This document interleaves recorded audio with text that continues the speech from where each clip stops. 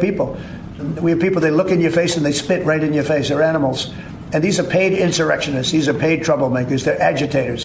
Unfazed by the Newsom resistance and vowed to never let the thugs destroy federal property.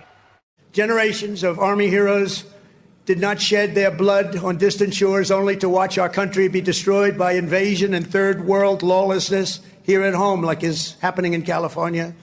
As Commander-in-Chief, I will not let that happen. It's never going to happen. They're fighting for us. They're stopping an invasion just like you'd stop an invasion. The big difference is most of the time when you stop an invasion, they're wearing a uniform. In many ways, it's tougher when they're not wearing a uniform because you don't know exactly who they are. Democrats, again, they don't care. They don't care about those scenes. They don't care about destruction. They don't care about the storefronts being looted. They don't care. They're playing politics, and they're covering for their constituents. Donald Trump wants conflict and violence. House Democrats stand on the side of peaceful protests and condemn the violence that Donald Trump is rooting for. It's absurd. It's so desperate. Now, Democrats, in watching this play out, they may not recover from this for a decade. I know that sounds like wishful thinking. I don't want anything to happen to any of our great cities. But they are playing with fire here. They need to rip out the vile anti-American element from their party and start over. Because the protesters, I hate even calling them protesters. They're not really protesters. These are criminals. They're dressed in all black. They're marauding through the streets, taunting law enforcement. They've been programmed to believe that this country is illegitimate. This is our city, and this was Mexico. You can't kick us out of the land that was ours. Indigenous land. This was Mexico. This is our turf. These motherfuckers. Free them all! This is what they believe, that we're living on stolen land. And for that reason, immigration laws should really not even apply to this part of the country at all. So the message they're sending America is clear. They don't recognize this government as legitimate, and they certainly don't recognize Trump as a legitimate president. So these riots have zero to do with immigration or deportations. The illegals are pawns. The bottom line, these thugs, if they don't get the government they want, the policies they want, they'll burn it all down. Yet what they apparently don't realize is that the longer this continues, downtowns and storefronts won't be the only thing left in ruins. The Democrat Party will be a smoldering ash heap as well.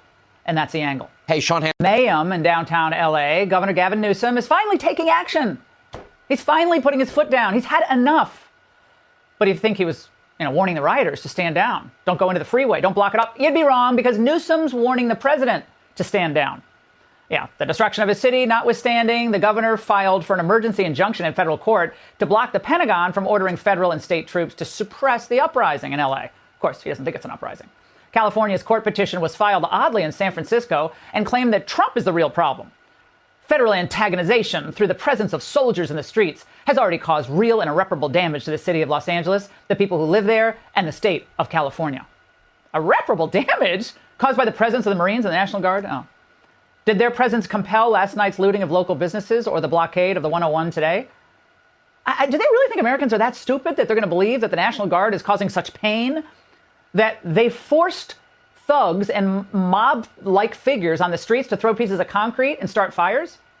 Trying to brush off the blame that they obviously deserve for their sanctuary policies, Newsom and L.A. Mayor Karen Bass claim to have a simple solution. Just stop enforcing immigration law. I've never seen such an amazing cleaning product. It's just like magic. The solution of all of this is for the administration to stop the raids. We have heard that these raids might take place for the next 30 days. We don't know how many are going to take place in a given day. And you just think about the disruption to families and the disruption to our local economy.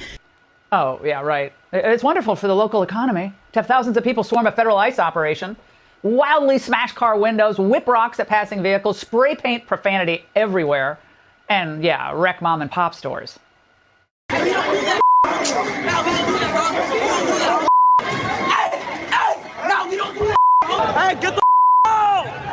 And by the way, they lost in federal court today. Federal Judge Breyer said, no, we're not intervening, not giving an emergency injunction, an emergency stay to make Gavin Newsom feel better. So they lost in court. But the sad fact is Newsom, Bass, and most Democrats, they're never really going to condemn these rioters, not really. Because the rioters are their constituents. The anarchists are their constituents. The socialists are their constituents. The open borders Marxists are their constituents. And yes, the criminal illegals, they're their constituents. They hope they'll vote someday soon. And the same dynamic was in place in 2020. Black Lives Matter was just a Democrat front group. And we found out after, 90 million in donations poured in, it was as corrupt as the day is long. Speaking at Fort Bragg today, Trump was unfazed by the Newsom resistance and vowed to never let the thugs destroy federal property. Generations of Army heroes did not shed their blood on distant shores only to watch our country be destroyed by invasion and third world lawlessness here at home, like is happening in California. As Commander-in-Chief, I will not let that happen. It's never going to happen. Listen to that response. Yeah, that's America.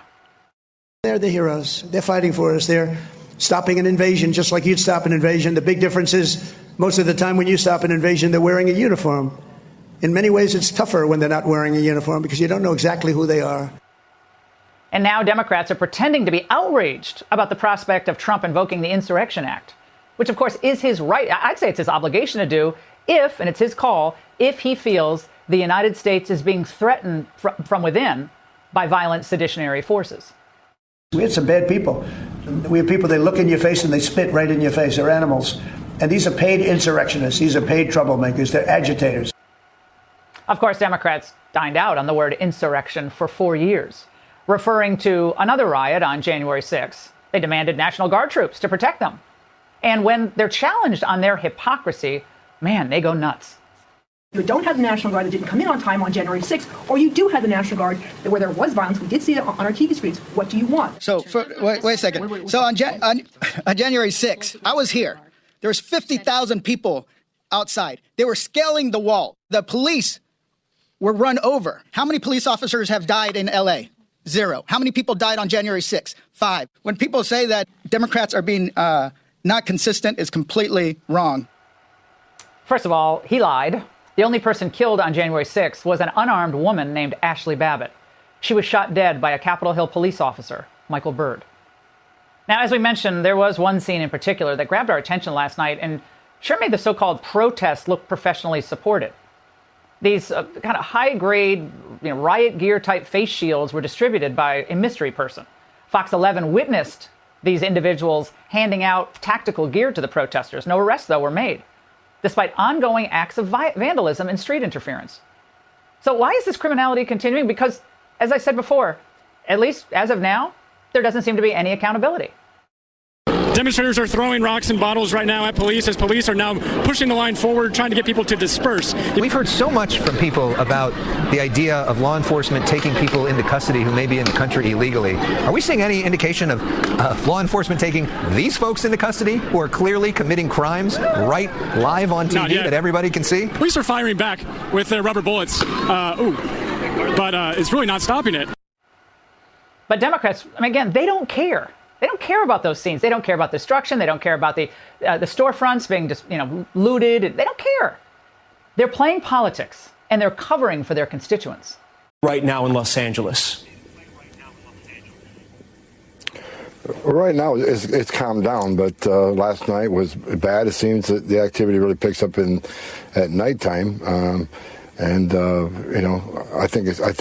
Thank God President Trump did deploy the National Guard to help protect the buildings and help protect our officers. But it's chaos. A lot of the protesters are peaceful. Some of the protesters are not. Some of the protesters quickly become criminals when they burn down cars, they damage government property, and they attack our law enforcement. They're criminals. And I just wish, we all support the First Amendment. They can certainly protest and shout and cover their signs about they don't like what ICE does. But to cross that line on committing criminal activity, it's beyond the pale, and it needs to stop. And that's why President Trump sent the National Guard there to help bring order and at least protect property and protect life. As you know, Mr. Holman, Governor Newsom has sued the Trump administration, asking a federal court to rule on the National Guard and the Marines being used, essentially saying they should only be used to protect federal property. If a judge rules in California's favor, what will you say to that? I think it's wrong. I think President Trump's doing the right thing. Governor Newsom's late to the game. I was on the ground. I was there since last Wednesday. I was there to kick off a major operation. And Friday night, we got thousands of people, 1,000 people surrounding the federal building. We had, our agents were there, and people we arrested earlier that day were there and put them at great risk and did damage to the building. We had several officers hurt. He took several days for him to get there. President Trump didn't hesitate. Have these protests stopped or slowed any single ICE raid? And if they've even stopped a single one, have they been successful? No, they're making it more difficult. But no, we're going ahead. We're making record numbers of arrests every day. And like I say, in Los Angeles, even though you got these Wait, but you are saying, Mr. Holman, you acknowledge they're making it more difficult? I want to make sure I understood you there. They are making these ICE raids more difficult, the demonstrators? No, they're making it more dangerous. But they're making it more dangerous. Our officers with the backing of other federal agencies. It's just not ICE out there anymore. We got DEA, FBI. We got U.S. Marshals. We got ATF. The government, President Trump bought the Hall of Government to do this operation. But I want to make it clear. We've been running the ICE operation in Los Angeles every single day during this protest, and we're arresting a lot of bad people in that city, and we're going to continue to doing it. They're not going to stop us. They're not going to slow us down. Yeah, I want to put up a tweet for you. I'm going to send it over to you there in that studio. This is what Governor Newsom put on X, right? He put the photos you see there of Marines sleeping on top of each other. This is what he wrote in that post. You sent your troops here without fuel, food, water, or a place to sleep. Here they are being forced to sleep on the floor, piled on top of one another. What do you say to that, Mr. Holman? Let's see, I ought to take a few moments, go downtown L.A. and look at the damage that's been done by these radical protesters. I mean, President Trump's saving his city. President Trump's doing what he should have done. Gavin Newsom could have responded right away and try to quell this disturbance down there, but he supports sanctuary cities. He supports releasing criminal aliens to the streets every day. President Trump has put on Truth Social, if they spit, we will hit. You've been in law enforcement for decades. Is that the right strategy when things are so tense? ICE officers will defend themselves. Like I just mentioned, someone threw a Molotov cocktail at an officer. Now, in my situation, doing this for 4 decades, if that would have come close and that officer would have sustained, if that fuel would have dumped on and that Molotov cocktail would have lit that officer up, then he's responsible. I mean, he has all the authority in the world to respond with deadly force. Mr. Holman, I understand ICE officers are going to defend themselves. A Molotov cocktail, that's a bomb. I get that. And nobody wants to be spit on either. I want to make sure you don't think that we're condoning that either. But I guess it's sort of the temperature check, right? When the president puts out something like that, doesn't it make things hotter? Look, I think the men and women of ICE and the National Guard are well trained. You've seen the videos. These officers have been hurt. More officers have been hurt than protesters have been hurt. So these people are well trained. They know use of force, the paradigm of use of force. They know when they can take action, when they can't. They've had hundreds and hundreds of hours of training. I trust the men and women in law enforcement to use the proper use of force when needed. So there's been reports that Stephen Miller has demanded 3,000 people should be deported a day, rounded up and deported a day, and that if not, it's going to lead to firings. Is that something you're going to be able to get to, a goal you'll be able to reach? And is that why you're now targeting day laborers as well? Look, I agree with Stephen Miller that we need an increase in ICE operations. Man, I've said from day one, I've been asked 1,000 times, am I happy with the numbers? I'm happy we have the most secure border in history of this nation right now, the most secure border ever. I'm happy with that. I'm happy that ICE arrests have tripled the number of arrests under Joe Biden. But because of what I just said, 4 years of open border, millions of illegal aliens released in this country, many are public safety threats. We have a big job to do. So, yeah, we know when ICE arrests 1,000 a day, that's good, but we should be arresting more because we got, right now, as you and I are speaking, we got over 600,000 illegal aliens that we know of with criminal convictions walking the streets of this country. We got to arrest them quicker. We got to make this country safer quicker. Every illegal alien criminal we arrest makes it neighborhoods much safer, again, which is why we need this budget passed to give ICE resources they need to take this operation, make it more efficient, and increase the numbers of people, criminal threats, national security threats that are going to be removed from this country. We need a budget to do that. I hope they do it, and I hope they do it fast. Mr. Holman, anything happened over the last few days in Los Angeles that you regret or you wish you would have done differently? No. All right. I want to say a few words about the events of the last few days. This past weekend, federal agents conducted large-scale workplace raids in and around Los Angeles. Those raids continue as I speak.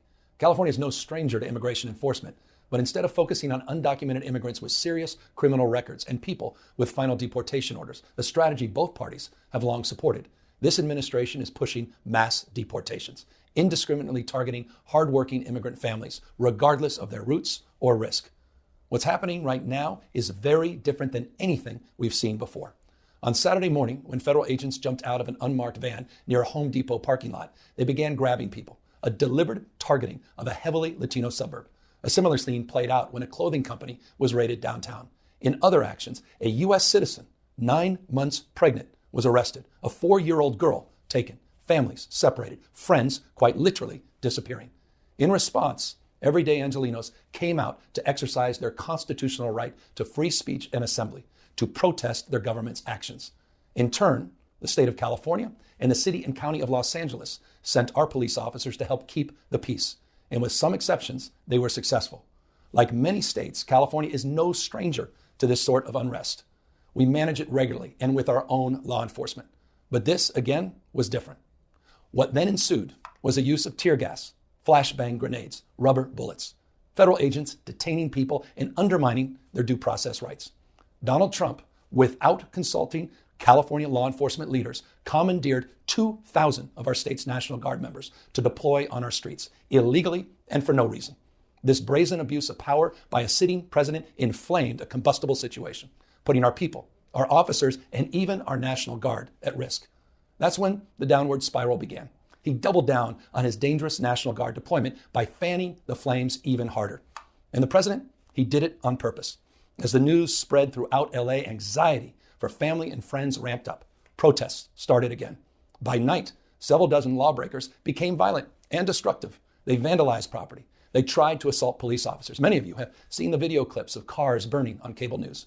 If you incite violence, I want to be clear about this. If you incite violence or destroy our communities, you're going to be held to account. That kind of criminal behavior will not be tolerated. Full stop.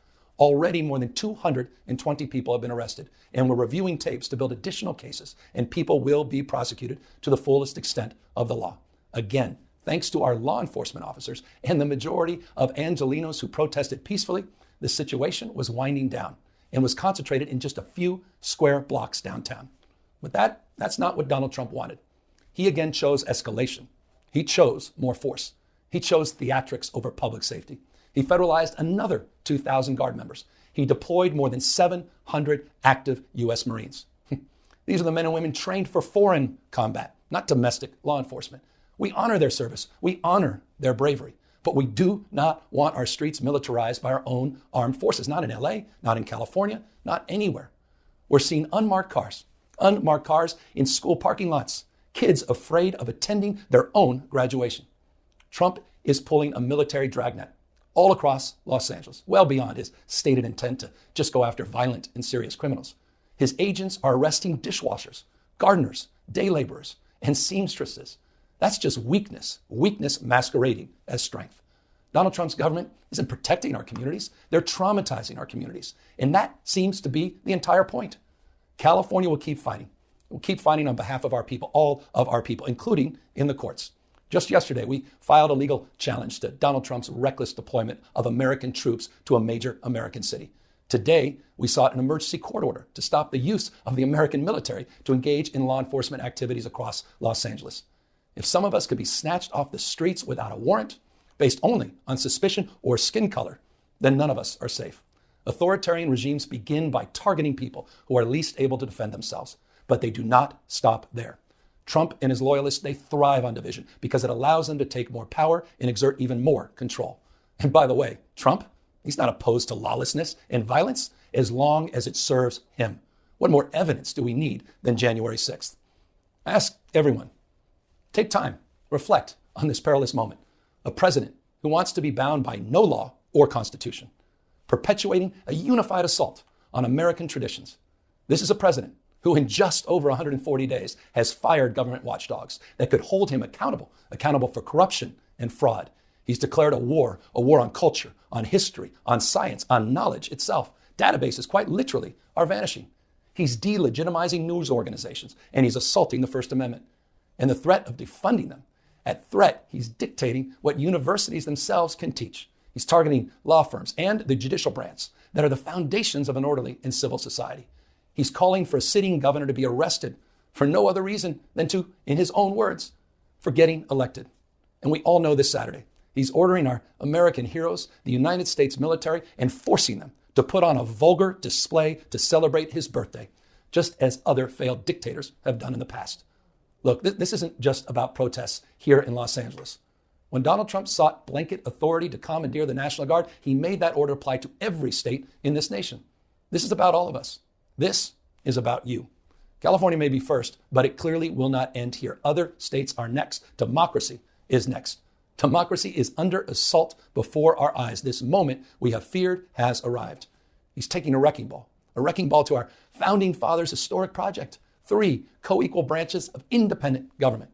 There are no longer any checks and balances. Congress is nowhere to be found. Speaker Johnson has completely abdicated that responsibility. The rule of law has increasingly been given way to the rule of Don. The founding fathers, they didn't live and die to see this kind of moment. It's time for all of us to stand up. Justice Brandeis, you said it best. In a democracy, the most important office, with all due respect, Mr. President, is not the presidency, and it's certainly not governor. The most important office is office of citizen. At this moment, we all need to stand up and be held to account, a higher level of accountability. If you exercise your First Amendment rights, please do it peacefully. I know many of you are feeling deep anxiety, stress, and fear, but I want you to know that you are the antidote to that fear and that anxiety. What Donald Trump wants most is your fealty, your silence to be complicit in this moment. Do not give in to him.